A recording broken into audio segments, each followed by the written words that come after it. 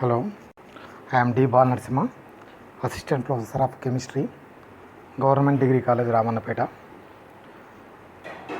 ఈరోజు video lecture Pearson సిద్ధాంతం గురించి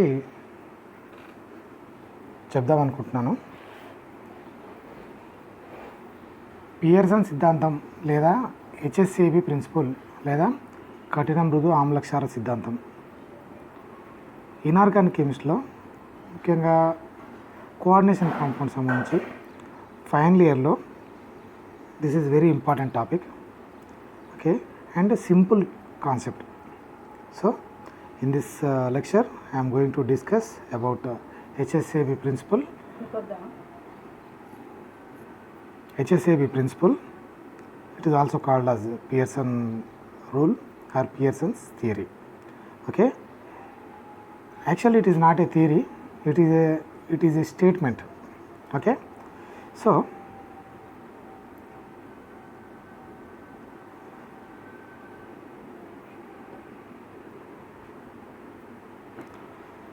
పియర్సన్ సిద్ధాంతం ఏంటిదంటే కఠిన ఆమ్లము కఠిన క్షారంతో మృదు ఆమ్లము మృదు క్షారంతో స్థిరమైన సమ్మేళనాలను ఏర్పరచడం. ఓకే, కఠిన ఆమ్లము కఠిన క్షారంతో మృదు ఆమ్లము మృదు క్షారంతో స్థిరమైన సమ్మేళనాలను ఏర్పరచడం. కఠిన ఆమ్లము కఠిన క్షారాలతోనూ మృదు ఆమ్లాలు మృదు క్షారాలతోనూ స్థిరమైనటువంటి సమ్మేళనాలను ఏర్పరుస్తాయి. ఓకే, సో ఇక్కడ లూయిస్ మరి ఏది ఆమ్లం, ఫస్ట్ ఆఫ్ ఆల్ కఠిన ఆమ్లము కఠిన క్షారము ఏంటిది, కఠిన ఆమ్లము కఠిన క్షారము మరి ఏంటిది, మృదు ఆమ్లం మృదు క్షారం తెలుసుకునే ముందు అసలు ఆమ్లం అంటే ఏంది, క్షారం అంటే ఏంది. ఇక్కడ కాన్సెప్ట్ ఆమ్లము క్షారం ఎక్కడి నుండి వచ్చిందంటే లూయిస్ ఆమ్లక్షార సిద్ధాంతం నుండి వచ్చింది. ఎక్కడి నుండి వచ్చింది? లూయిస్ ఆమ్లక్షార సిద్ధాంతం. లూయిస్ ఆమ్లం అయితే ఏదైతే ఎలక్ట్రాన్ డెఫిషియెంట్ ఉంటుందో, ఎలక్ట్రాన్ కొరత కలిగి ఉంటుందో లేదా ఎలక్ట్రాన్స్ని తీసుకునేది పరమాణువు లేదా అణువు లేదా ప్రమేయ సమూహాన్ని లేదా పరమాణువుల సమూహాన్ని లూయిస్ ఆమ్లం అంటారు. సో ఏ పరమాణువు లేదా అణువు అయితే ఎలక్ట్రాన్ జంటను స్వీకరిస్తాయో దానిని లూయిస్ ఆమ్లం అంటాం. సో ఇక్కడ కూడా ఆమ్లము అంటే పియర్సన్ సిద్ధాంతంలోని ఆమ్లము కూడా ఎలక్ట్రాన్ స్వీకరితే. మరి ఏది లూయిస్ క్షారము అంటే ఏదైతే ఎలక్ట్రాన్ జంటను దానం చేస్తుందో దాన్ని లూయిస్ క్షారం అంటారు. సపోజ్ H+ ఉంది, సో ఎలక్ట్రాన్ డెఫిషియెంట్, దీనికి ఎలక్ట్రాన్స్ కావాలి. అయితే మనకు F- ఉంది, సో ఎలక్ట్రాన్ రిచ్ స్పేసెస్ ఇది ఆటమ్ అయాన్. ఓకే, సో ఈ F- అనేది ఎలక్ట్రాన్ జంటల్ని H+కి ఇవ్వగలుగుతుంది. అనగా ఏదైతే ఎలక్ట్రాన్ స్వీకరిస్తుందో H+ ఏదైతే ఉందో అదేంటిది అంటే ఆమ్లము. ఏంటిది అది? ఆమ్లము. సో H+ అనేది ఆమ్లము. సో F- అంటే ఇది ఎలక్ట్రాన్ని ఇస్తుంది, దానం చేస్తుంది, కాబట్టి ఇది ఏమంటున్నాం, దీన్ని క్షారం అని అనవచ్చు. రైట్. సో ఏది కఠిన ఆమ్లము ఏది కఠిన క్షారము, ఏది మృదు ఆమ్లము ఏది మృదు క్షారము తెలుసుకునే కంటే ముందు ఫస్ట్ ఏది ఆమ్లము ఏది క్షారం. సో ఆమ్లం అనగా ఎలక్ట్రాన్ జంటల స్వీకర్త, ఎలక్ట్రాన్ల స్వీకర్త. క్షారము అనగా సో బేస్ అనగా which donates electron pair. Okay, acceptor of electron pair is called as acid according to Lewis acid base theory. Donor of electron pair are called as Lewis base. Okay, right. So Pearson సిద్ధాంతం ఏమని చెప్తుంది? కఠిన ఆమ్లము కఠిన క్షారాలతోని మృదు ఆమ్లం మృదు క్షారాలతోని చర్య జరుపుతాయి. చర్య జరిపి స్థిరమైనటువంటి సమ్మేళనాన్ని ఏర్పరుస్తాయి. స్థిరమైన సమ్మేళనాన్ని ఏర్పరుస్తాయి. సో ఇప్పుడు మనకు ఆమ్లం అంటే ఏంది తెలిసింది, క్షారం అంటే ఏంటి తెలిసింది. సో నెక్స్ట్ మనం ఏం చేద్దామంటే ఏది కఠిన ఆమ్లము ఏది కఠిన క్షారము, ఏది మృదు ఆమ్లము ఏది మృదు క్షారం అని తెలుసుకుందాం. అయితే కోఆర్డినేషన్ కెమిస్ట్రీ పాయింట్ ఆఫ్ వ్యూలో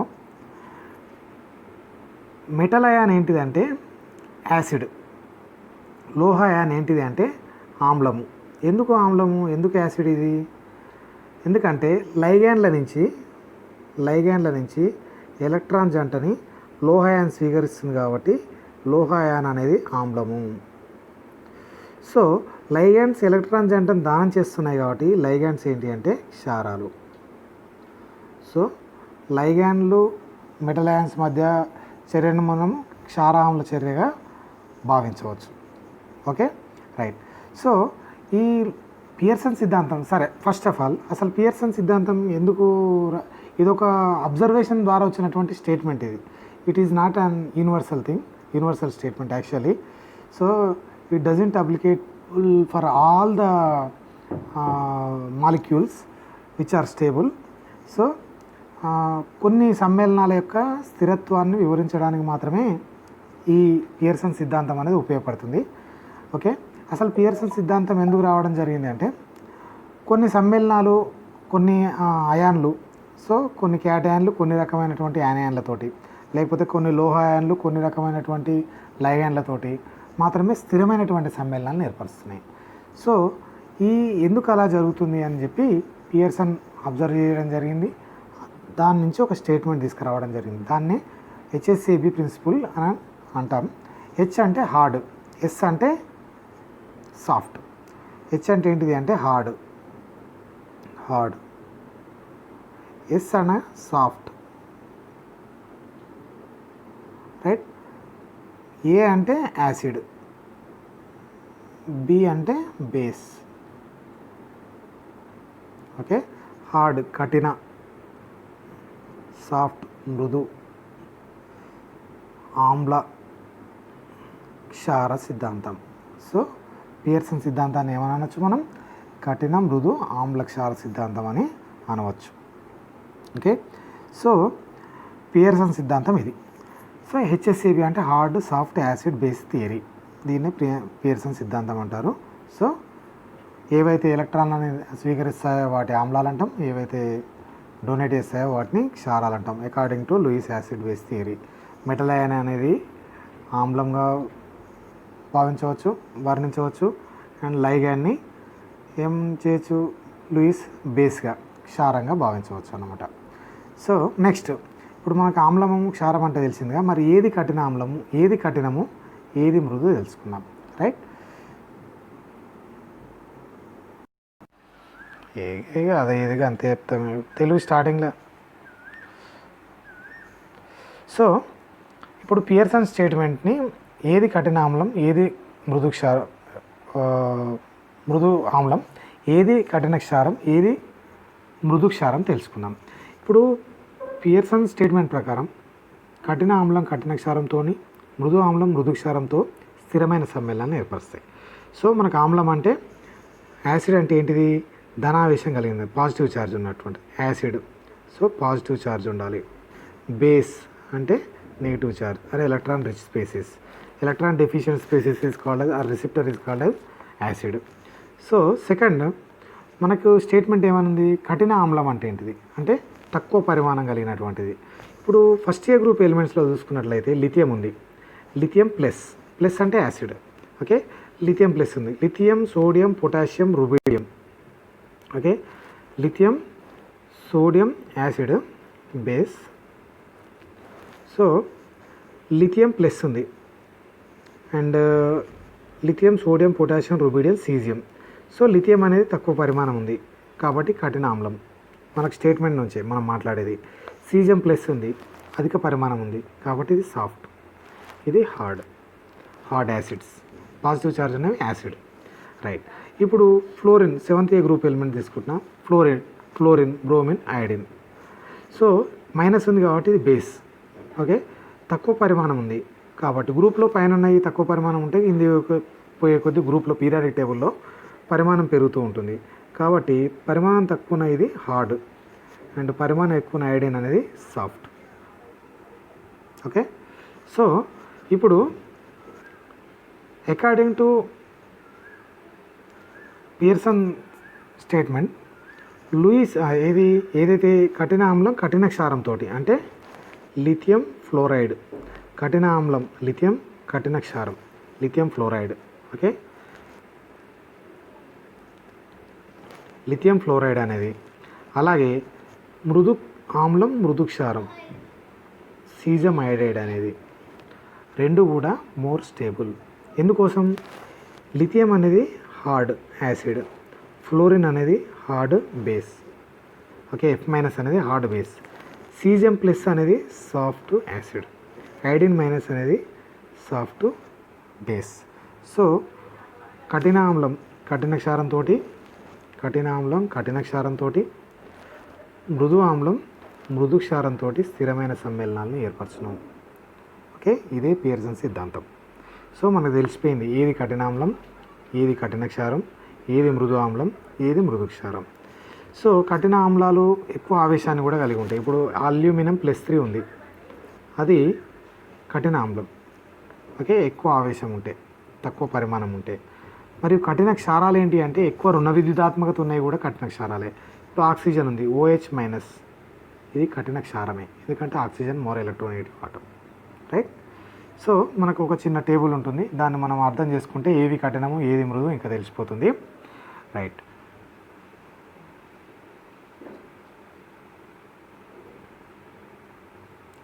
మరి ఇది టేబుల్.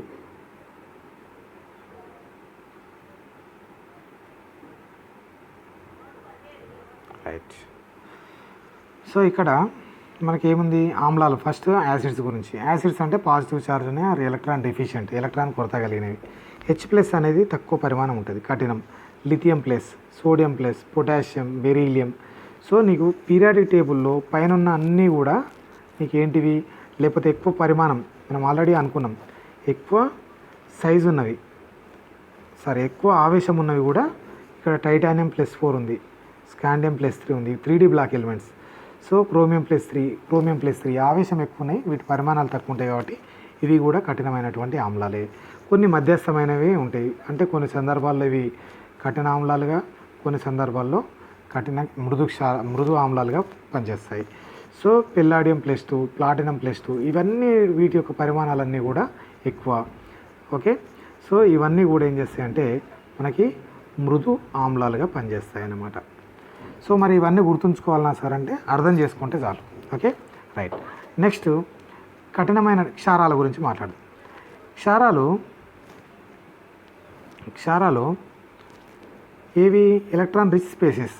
ఓకే, ఎలక్ట్రాన్ డోనర్స్ మనకు క్షారాలు అనమాట. ఇక్కడ మైనస్ ఉన్నాయన్నీ కూడా క్షారాలే, లేకపోతే లోన్ పేర్ ఆఫ్ ఎలక్ట్రాన్ ఉన్నాయి కూడా అన్నీ కూడా క్షారాలే. ఇక్కడ H2Oలో ఏముంటుంది మరి, మైనస్ ఉంటుందా, ఉండదు.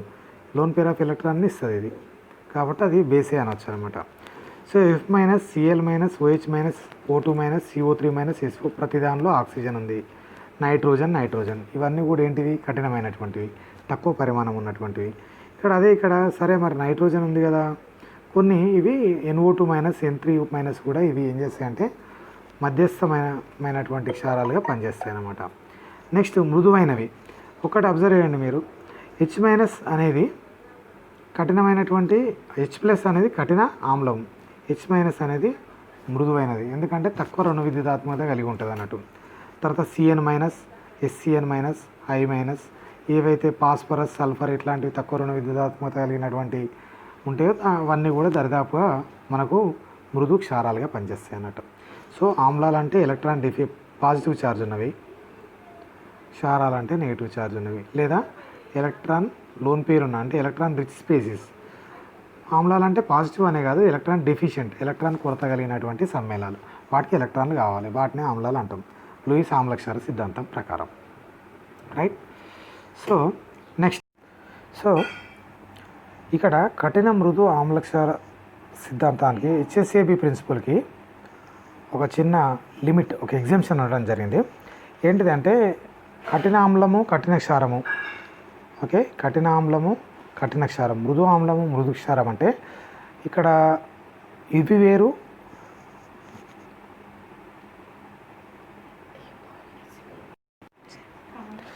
సో మృదు ఆమ్లము, మృదు క్షారము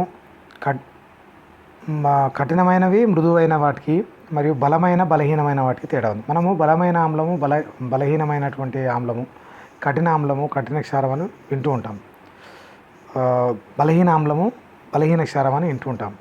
సో బలహీనమైనవి బలమైన వాటికి, కఠినమైనవి మృదువైన వాటికి మధ్య ఎటువంటి సంబంధం లేదు.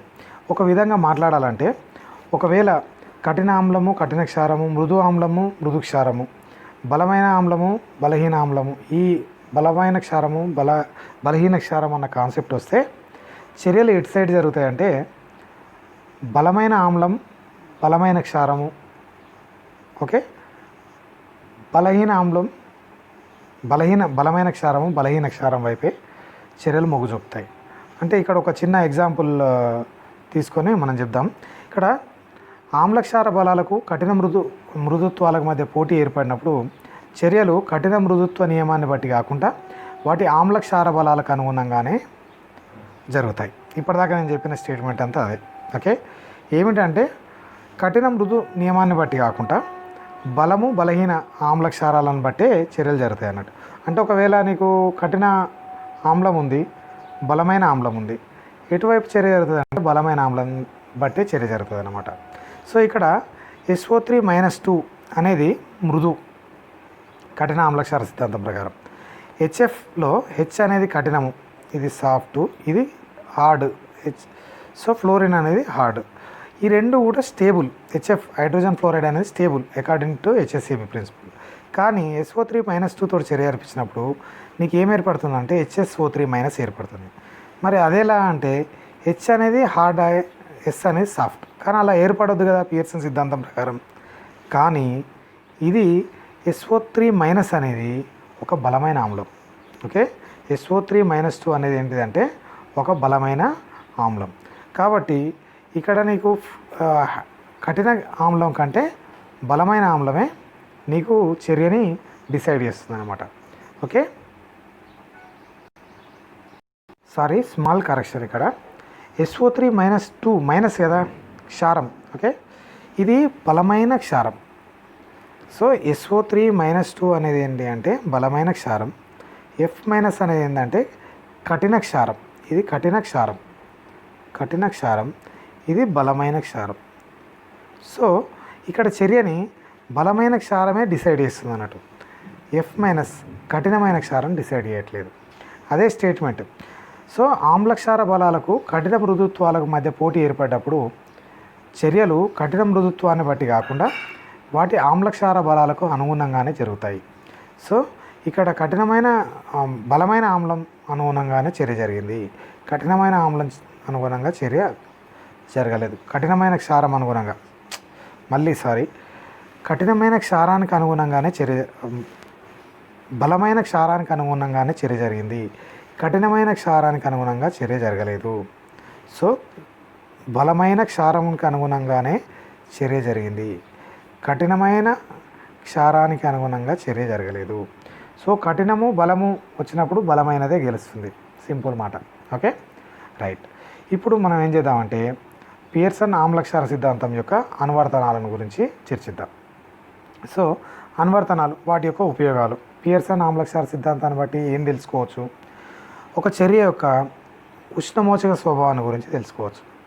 ఒక చర్య ఉష్ణమోచక చర్యనా ఉష్ణగ్రాహక చర్యనా తెలుసుకోవచ్చు అన్నట్టు.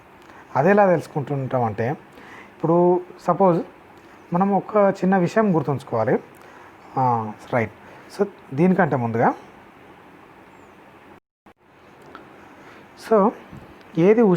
ఏది స్థిరత్వానికి శక్తికి మధ్య రివర్స్ రిలేషన్ ఉంటుంది, ఇన్వర్స్లీ ప్రపోర్షనాలిటీ ఉంటుంది అనమాట. Okay, విలోమానుపాతం.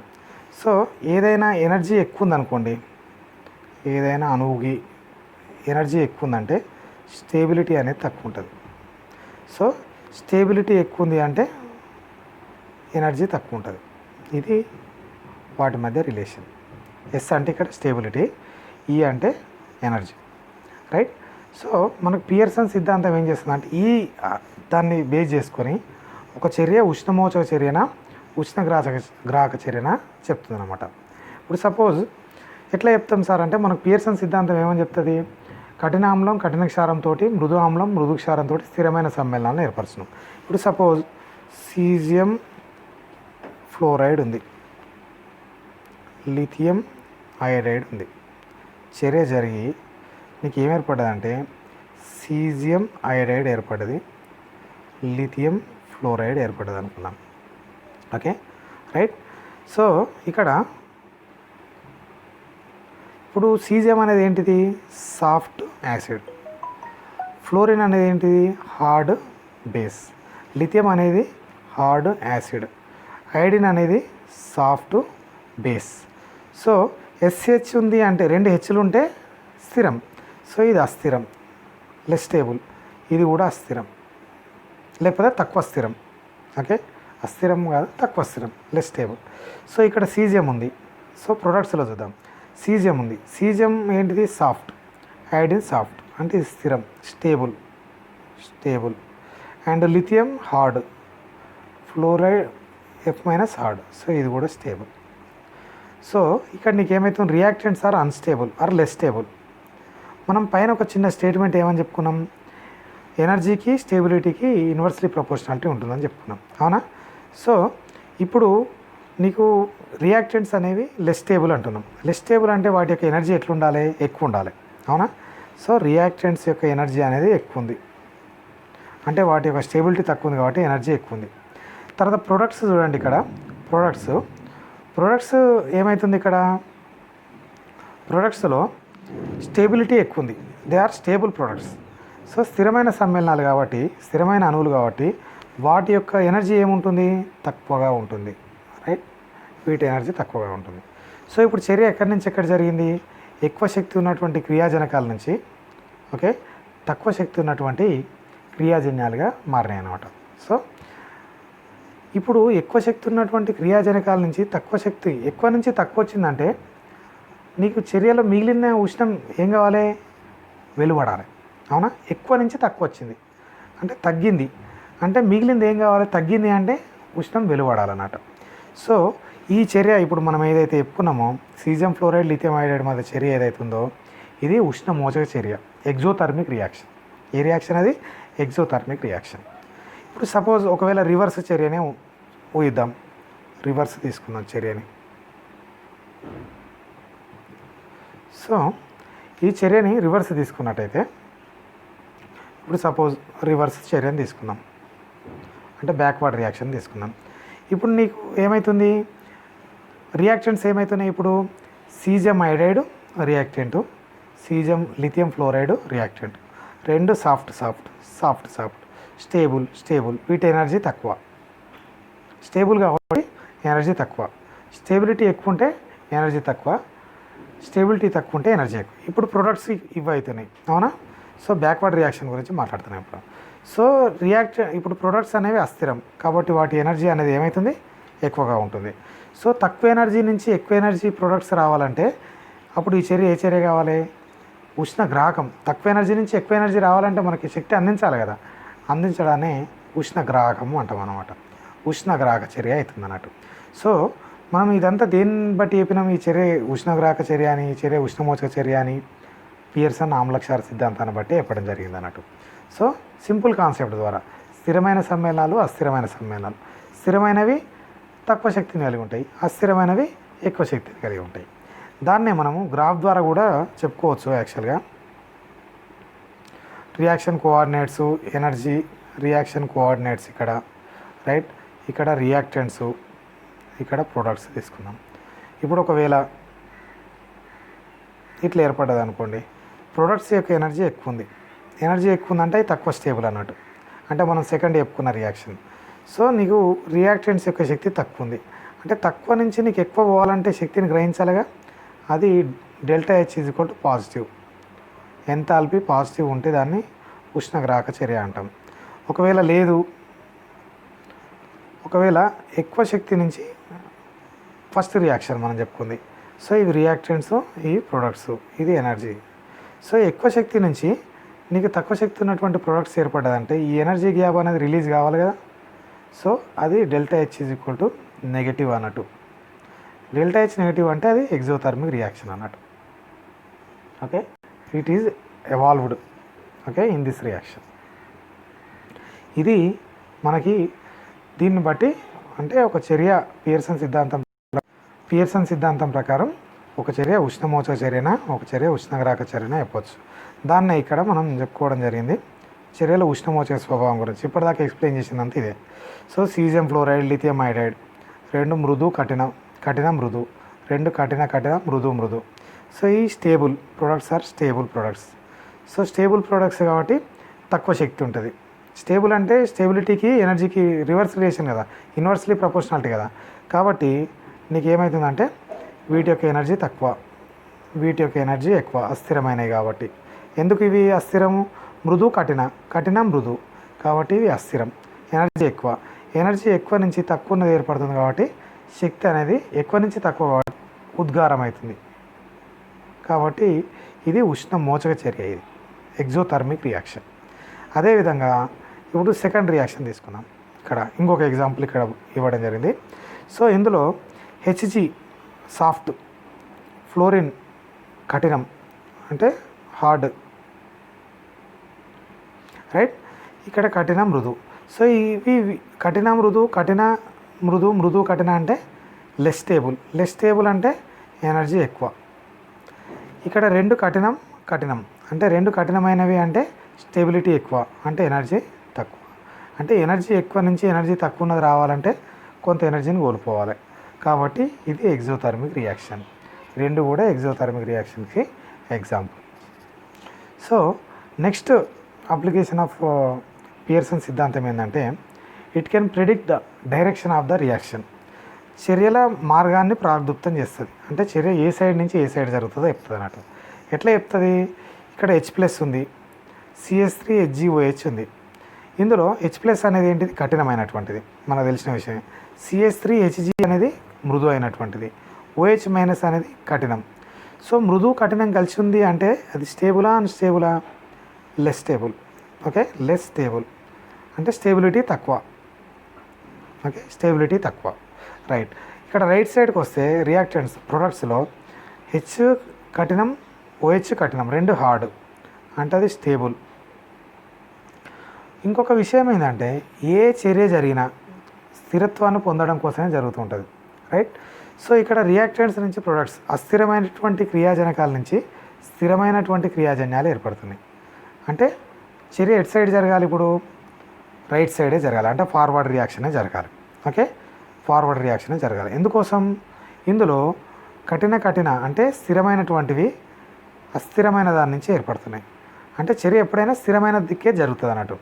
So here forward reaction takes place. తర్వాత ఈ సెకండ్ రియాక్షన్లో చూస్తే సెకండ్లో H+ అగైన్ కఠినం, ఇక్కడ CH3Hg మృదు సాఫ్ట్, ఇది సాఫ్ట్, రెండు కూడా సాఫ్ట్. సాఫ్ట్ అంటే ఈ రెండు ఏంటి? Stable product.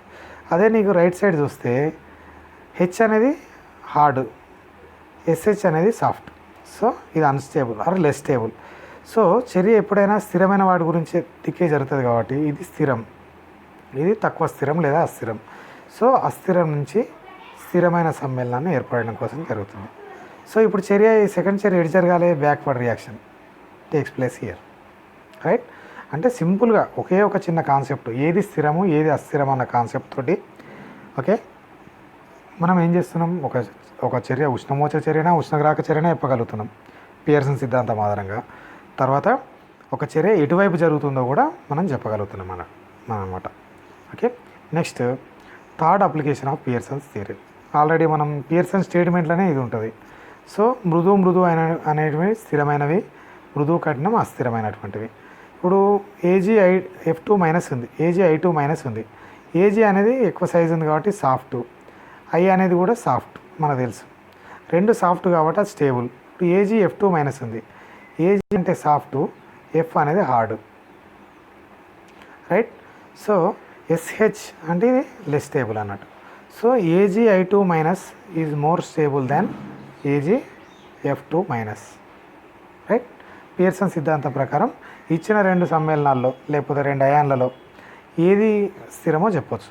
అలాగే ఇంకా ఈ ఎగ్జాంపుల్ కూడా CO+3 అనేది కఠినం, ఓకే, I అనేది మృదు, సో ఇది తక్కువ స్టేబుల్. CO అనేది కఠినం, F అనేది కఠినం, సో ఇది మోర్ స్టేబుల్. సో ఇది స్టేబుల్ కాంపౌండ్.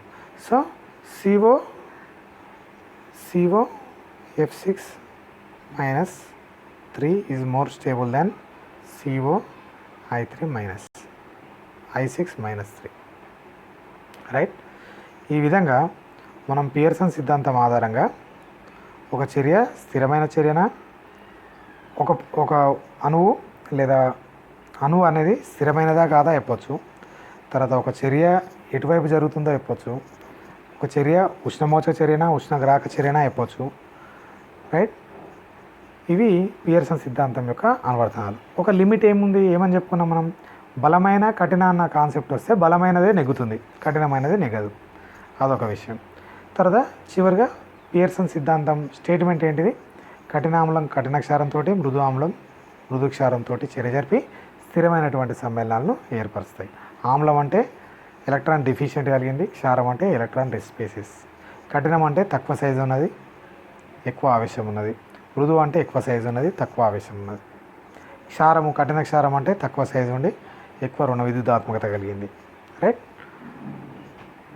ఇది పియర్సన్ సిద్ధాంతం. Very very important concept. Thank you.